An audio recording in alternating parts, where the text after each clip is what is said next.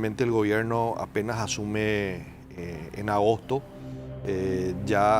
por directiva del señor presidente, el señor ministro del Interior nos reunió a algunos jefes de unidades especializadas y nos bajó las líneas, ¿verdad? Primeramente, que para nosotros, yo como jefe antisecuestro te puedo decir que el 95 a 97% de los casos de extorsión son cuestiones carcelarias. Nos dimos cuenta que también el índice de sicariato dentro de lo que era Asunción tenía desde las cárceles. O sea, que empezaba a haber un conjunto de fenómenos criminales que empezaron a saltar y en el proceso investigativo nos dimos cuenta de que todo salía de los centros penitenciarios, no todos, ¿verdad? Pero gran parte, ¿verdad? Entonces ahí en donde empezamos a trabajar se generaron un centro de fusión de inteligencia en donde cada unidad especializada dentro de la policía, dentro de las fuerzas militares, dentro del Ministerio de Justicia, que eran como unas burbujas de inteligencia, esas burbujas se reunieron y empezamos a trabajar en una misma dirección en cuanto a todo lo que era las cuestiones carcelarias. Es ahí en donde nace y se da la autorización para hacer la Operación Veneratio. La Operación Veneratio realmente para nosotros fue todo un desafío, porque si bien nosotros comunidad antisecuestro ya venimos hace tiempo trabajando con las fuerzas militares en la lucha contra el terrorismo en el norte, en la FTC, en el CODI, traer en Asunción ese modelo, poder aplicar ese modelo para poder trabajar juntos, ¿verdad? Claro, cada uno dentro de la misionalidad que la Constitución Nacional nos da, ¿verdad? Entonces, fue para nosotros una prueba de fuego. Se tenía planificado prácticamente todo el día y gran parte de la tarde operar para poder tomar Catacumbú, pero llegamos en pocas horas a tomar el control total. Eso hizo de que tengamos unas lecciones aprendidas, eso hizo de que nosotros después nos sentemos a ver cuáles fueron los inconvenientes que tuvimos, tanto desde el punto de vista de inteligencia, la planeación, la logística, y nos dimos cuenta de que los errores fueron mínimos, que fueron cuestiones así muy superficiales, y eso nos dio la visión de poder decir, podemos más. Si eso se pudo, podemos. Entonces el señor presidente y los ministros del Poder Ejecutivo que tienen relación directa al tema penitenciario de seguridad y defensa, dieron la misión nuevamente de hacer la planificación, porque si bien el Paraguay y la zona de Amambay tuvo un repunte importante, un repunte de todo lo que es en el tema de muerte por encargo, a que ellos le llaman el tema de sicariato, y nos dimos cuenta que eran de organizaciones criminales que nosotros estábamos importando. No eran organizaciones criminales... PCC, Comando Vermelho. Así mismo, gran parte de las facciones criminales de Brasil venían y el problema nuestro eran ellos. O sea, no eran nuestros delincuentes, sino eran los delincuentes que venían de otro lado. Y en ese sentido vimos que hubo un crecimiento masivo, porque el PCC y estas facciones criminales tienen una peculiaridad, Benjamín. Ellos crecen dentro de las cárceles. O sea, ellos no reclutan fuera, claro, reclutan dentro, también fuera, pero más dentro. Y tienen un proceso de iniciación, un proceso de bautismo. Y tienen una estructura muy bien organizada. Y nos estábamos dando cuenta de que ya había PCC brasilero, había PCC paraguayo, ya apareció el clan Rotela, ya apareció una relación. Entonces nos dimos cuenta de que la urgencia de extirpar ese cáncer que estábamos teniendo en los centros penitenciarios es muy importante. ¿Verdad? Y es ahí en donde Brasil juega un papel sumamente destacado, porque estábamos socializando ya en esta mañana y ayer a la tarde los nombres con los cuales estas personas estaban condenadas en Paraguay, pero también tenían su nombre real, su nombre biológico en Brasil. Venían acá con otra identidad. Claro. Entonces, imagínate, Benjamín, hacer todo ese trabajo de poder saber que Benjamín Livieres era Benjamín Livieres y que Nimio Cardoso era Nimio Cardoso, claro, y que Nimio Cardoso no era Benjamín. Y todo eso se hizo por medio de un trabajo de inteligencia en donde se pudo hacer un estudio de las decadactilares. Imagínate, de todos los brasileños que teníamos en el centro penitenciario. Son muchísimos. Muchísimos. Entonces, es ahí donde pudimos identificar y ahí empezamos a perfilar el nivel de importancia de esa persona. Había gente que estaba en un proceso con una expectativa de pena de 8 o 9 años. Acá en Paraguay. Pero en Brasil su condena eran de 30 y 40. Entonces, ¿Con pedidos de extradición, Nimio? No. Es más, nos enteramos que esas personas estaban con capturas después de hacer todo ese trabajo. Ni la identidad no se tenía claro. Ni la identidad. Entonces eso nos motivó y motivó más a las unidades especializadas de la Policía Nacional y del Ministerio de Justicia para poder avanzar en este proceso, ¿verdad? Y una vez que tuvimos un cúmulo importante y que Brasil nos dijo, nos interesa esta lista nos interesa, ahora que tenemos que adecuar nuestros centros penitenciarios para poder recibirlos. Entonces ahí llevó un proceso. ¿Cómo tuvieron? Pero antes de la parte operativa, que a todos nos interesa conocer mayores detalles, con este operativo exitoso, ¿se puede concluir que el Estado paraguayo retomó su control de las cárceles en el país? Lo que no quiere decir que no van a surgir otros problemas, porque estos se reorganizan, aparecen otros y compañía.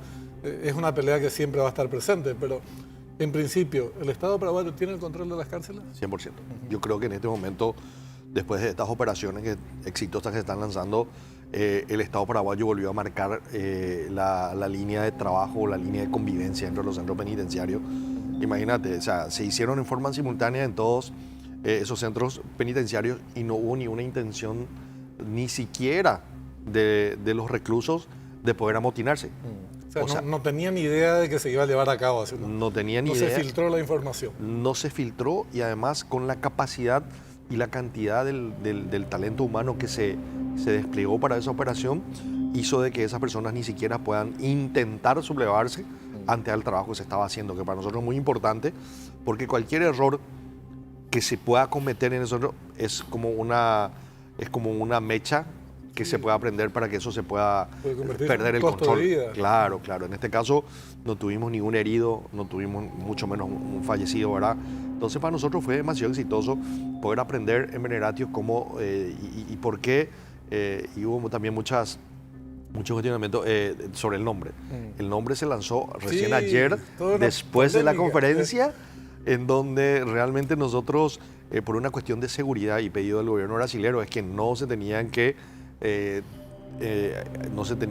divulgar todavía la operación y qué se iba a hacer hasta que estas personas que fueron expulsadas estén bajo segura custodia en los centros penitenciarios. Entonces, nosotros, y bueno, lo que Purgatio, después Yoapú al final, sí, pero después estaba Veneratio 2.0, o sea, la idea era justamente Yoapú, porque es un empalme que se está haciendo en Veneratio para empezar a seguir. El Yoapú es el enlace que estamos haciendo para poder avanzar, ¿verdad? Y yo creo que esto apenas es un inicio, o sea, ahora... El sigilo no es una característica muy paraguaya. En los órganos de seguridad es crucial. No sé el grado de eficacia que hubo en materia de sigilo en Veneratio, porque se decía que hubo más o menos pocos minutos antes recibieron algún tipo de información. No sé, ¿verdad? No quiero andar en eso, pero es clave para reducir, minimizar los peligros. ¿Cómo hicieron para mantener un operativo tan vasto que se viene preparando desde hace tanto tiempo en reserva? Bueno, y esto es un trabajo. El tema, el éxito de todo eso, Benjamín, se debe a que los grupos o aquella gente que está trabajando en la inteligencia y en la planificación sean grupos muy reducidos. Sean grupos reducidos y que estén en nivel estratégico, táctico, operacional. Entonces se visualiza cuál va a ser el impacto estratégico, cómo vamos a hacer la operación y quiénes van a hacer la operación. Entonces ese es el éxito. ¿Quiénes van a hacer la operación en su mayoría son efectivos o en su totalidad efectivos policiales? Los que ingresan a hacer la extracción, a hacer la operación al interior de las penitenciarías son 100% policías. Y las fuerzas militares acompañando la zona perimetral, digamos. La zona perimetral y dándonos cualquier tipo de apoyo en caso de necesidad.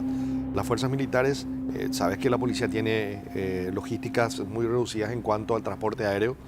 Tenemos un Caza 212 y tenemos otros aviones que son de uso ya para viajes cortos. Y entonces en ese sentido también la policía puso sus helicópteros, las Fuerzas Armadas sus helicópteros, la policía sus aviones, las fuerzas militares sus aviones. O sea, se hizo como un conjunto de todos, sumemos ahora para poder terminar la manera como terminamos. Volviendo al tema del sigilo, ¿verdad? El tema del sigilo, dijiste algo muy en el cual comparto 100% contigo, el tema de los paraguayos no somos muy amantes No, de no. la prudencia. Así es. Entonces, Somos medio chismositos. a veces, a veces siempre. Entonces, eso fue todo un reto, o sea, fue todo un reto tratar de mantener que esa operación se iba a lanzar, o sea, sin saber cuáles eran los operadores especiales.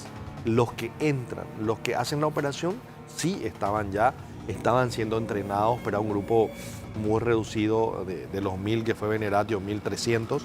Los operadores especiales eran menos de 50. Entonces, ellos sí tenían la misión bien clara y el resto se le iba a Interés directo de que no se filtre nada porque sus sus vidas estaban en riesgos, juego. exactamente. Así es. Y lo mismo también ahora, lo mismo ¿Cuántos fueron en total? yo tengo Los los, que participaron en los el datos operativo. de la policía, que fueron casi 800, entre hombres y mujeres, tanto y operadores especiales fueron también como 50, que eran los que directamente hacían la acción directa de ingresar a los recintos y hacer la extracción de aquellos que nos interesaban a nosotros. Yo presumo que cuando se planean este tipo de acciones, también se prevén distintos escenarios. Este probablemente haya sido el mejor de los escenarios, ¿verdad? Y por los resultados, se lograron los objetivos sin ningún costo que pagar. Pero estaban previstos otros escenarios, Nimio, y hasta dónde los riesgos que se asumían. Y en una planificación, Benjamín, tenés los ponderantes. O sea, tenés el escenario ideal y tenés el peor de los escenarios. Y entonces uno tiene que convivir con ese punto de equilibrio. Claro que siempre queremos que sea el mejor de los escenarios y el escenario ideal, ¿verdad? Pero también tenemos en la valoración del riesgo, tenemos esa posibilidad de que por A o B motivo se puedan amotinar, se puedan ir de las manos el manejo de los reclusos. Son muchas las variables en el análisis de riesgo que nos pueden jugar en contra. Y en ese sentido, para nosotros fue el mejor de los escenarios, Joap. Y se llega, te pregunto por ignorancia absoluta, y porque en las charlas uno se pregunta desde afuera y ve en las películas famosas. ¿Se llega a cuantificar posibilidades de cantidad de víctimas en tus filas y Claro. en el otro sector? En la planificación táctica, que son los operadores especiales, ellos tienen esa situación. Se tiene también cuál es la acción de contingencia en caso de que uno pueda caer herido y dependiendo de la gravedad de la herida, se tienen, cada grupo va con un enfermero de combate, que es la primera persona que auxilia, y ya tienen también un protocolo de extracción de ese elemento, de ese operador especial, para poder socorrerlo. Y quién va a ingresar, el famoso, salió el titular y entra el suplente. Exacto. O sea, dentro de todo eso se tiene, realmente nosotros nos sentimos orgullosos de nuestros operadores especiales, la Fuerza de Operaciones Especiales, la FOPE, que creció muchísimo. Hoy día gran parte de la planificación lo realizaba la FOPE y la Dirección de Apoyo Táctico, que es la dirección donde realmente están los hombres de combate, los hombres de choque. Adrenalina full. Ellos están ahí, nosotros estamos un poco más acá viendo cómo se pueden hacer la inteligencia y bueno, nosotros le damos todo el insumo que ellos necesitan para que ellos puedan sentarse en una mesa y en base a esos insumos empezar a armar el rompecabezas. Es una tarea evidentemente muy complicada, además de altísimo riesgo. ¿Cómo quedaron estas fuerzas después del éxito en cuanto a su moral? Supongo que está por las nubes, y al reconocimiento del propio gobierno. Para nosotros es sumamente importante. Como se dice, si el papá valora el trabajo del hijo, el hijo se siente orgulloso del papá. Sí, es. Y es lo que nosotros estamos haciendo. Nosotros realmente sentimos mucho el respaldo del gobierno nacional, el querer hacer las cosas y el que te digan, podés hacer las cosas, qué necesitas y los medios disponibles. Este organismo, Nimio, que cumplió con tanta eficacia los dos operativos, primero en Tacumbú, Veneratio, y ahora este segundo operativo mucho más amplio porque afectó a varias penitenciarías del país. ¿Continúa después de esta operación? ¿Se mantiene articulado como tal? ¿Qué viene ahora? No te estoy preguntando, no estoy pidiendo información clasificada, obviamente. Equipo que gana no se cambia. Y todo lo contrario, tenemos que ir sumando. O sea, nosotros somos conscientes que los cambios generacionales hoy día son muy rápidos. Y más todavía para estos tipos de trabajos riesgosos. Es como el futbolista. El futbolista piensa a los 17, 18, 20 años y él sabe que a los 33 años ya su carrera como deportista está yendo al ocaso. Claro. Es la misma cosa. Nosotros en este momento ya pensando en mañana con el éxito, porque tenemos que tener en cuenta, ganar la experiencia es lo más difícil. Así es. Como dice, entrar en combate, oler pólvora, tener ese fuego cruzado y terminar con vida después, eso le da a un combatiente la experiencia. Entonces, lo que nosotros estamos haciendo y por la disposición del comando institucional, la experiencia ganada por este grupo es la que se va a empezar a transmitir a los jóvenes que van a venir a hacer ese cambio generacional. Porque después de mucho, Benjamín, la policía vuelve a actuar de la manera que está actuando con operaciones de tan alto nivel y de tan alta magnitud y de la que está saliendo muy bien parada. Así mismo. Entonces, Hablábamos, vos mencionabas recién, porque algunos actores, políticos, mediáticos, de agosto, el 16 de agosto o el 17 de agosto del año pasado ya empezaron que el Ministerio de Justicia, que la cárcel, que esto, en este tema en particular. Y era un problema de seguridad nacional, no era un problema, como decíamos, de un ministerio o de una penitenciaría en particular. La sociedad sufría las consecuencias de esto. Eso no quiere decir que no va a sufrir ningún tipo de consecuencias a futuro. Seguramente habrá otros que busquen ocupar estos lugares que ahora quedaron vacíos, que reemplacen a estos mafiosos, que se rearticulen, pero ellos sufrieron un golpe muy grande. Entonces, desde el punto de vista de la sociedad, evidentemente aporta un nivel de tranquilidad que antes no teníamos. mira, yo creo que nadie escapa de los números. O sea, yo creo que todas las empresas privadas y públicas son esclavos de los números. Somos esclavos de las estadísticas. Yo creo que recién cuando nosotros hagamos un buen análisis en unos meses, podemos ver lo que fue el antes y después de Veneratio, Claro, el antes y después así de Joaquín. O sea, Benjamín, ¿Cuántas extorsiones, cuántos actos de sicariato, cuántos de estos? Estadísticas. las estadísticas y los números son lo que van a decir. Una cosa son los números y otra es la sensación.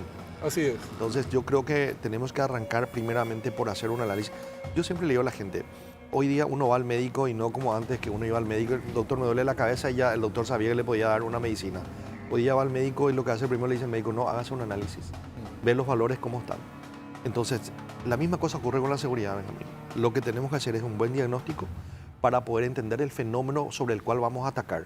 Una vez que nosotros tengamos el análisis y el conocimiento pleno sobre ese fenómeno, vemos cómo vamos a atacar y después de atacar volvemos a analizar qué tan positivo fue esa medicina que nosotros le aplicamos al fenómeno. Y es lo que se hace ahora.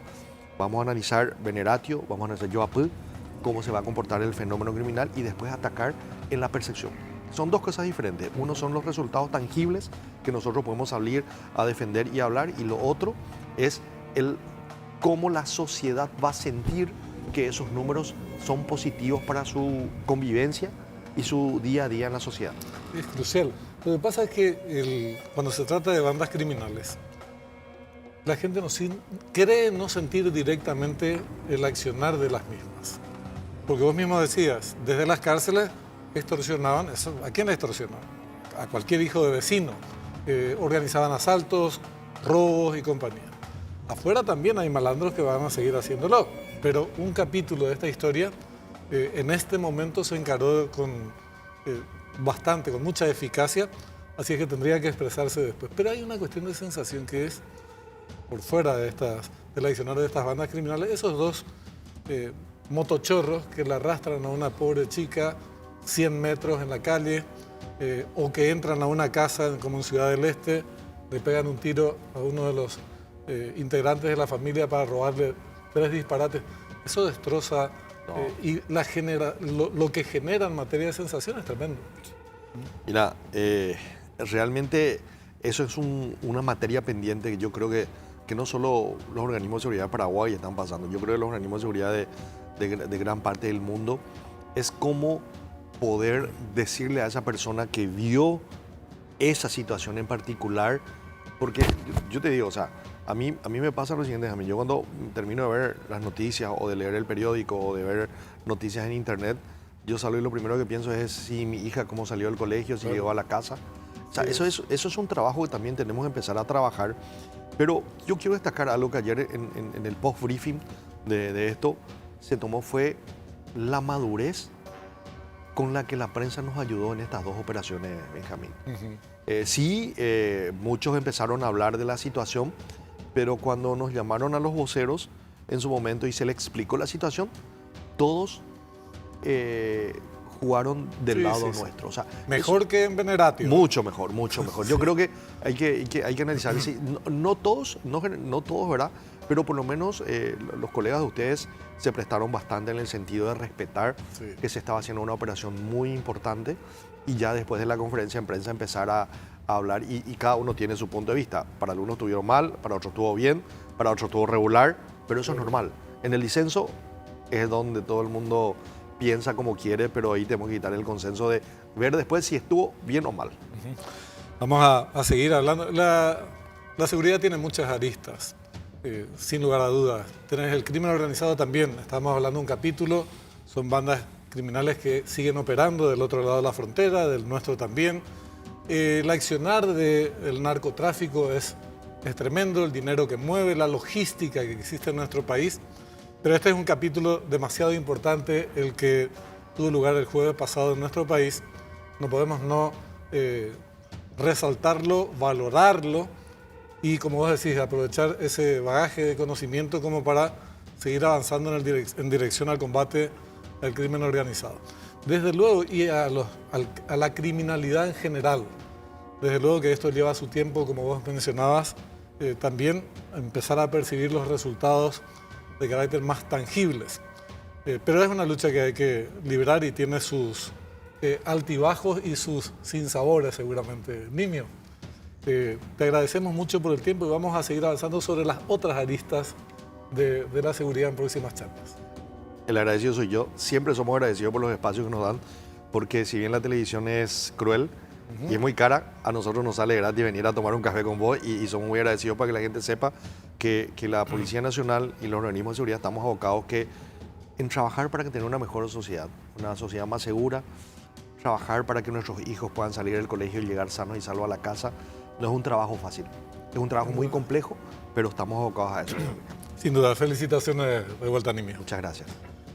Les comento que con Vasa ahora tenés una tarjeta de crédito que podés obtenerla en el momento y utilizar sus beneficios al instante. Descarga tu tarjeta de crédito desde la app de Vasa. Seguí los pasos y disfrutala ya. Vasa, literalmente cuando quieras, estamos. Así concluimos esta edición de Fuego Cruzado. Nos reencontramos el próximo domingo, como siempre, a las 21 horas. Hasta entonces.